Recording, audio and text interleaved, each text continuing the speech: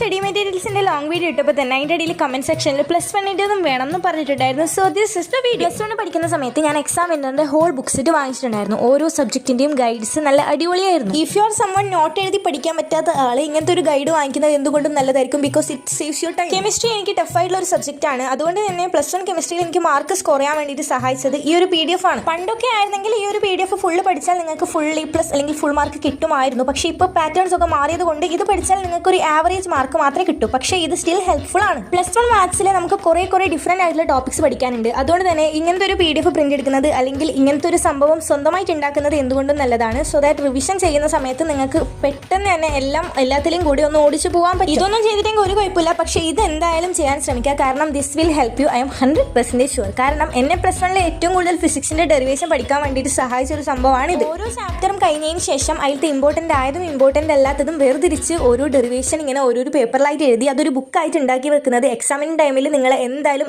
Help ചെയ്യും. അപ്പോൾ അത്രയുള്ളൂ. Bye bye.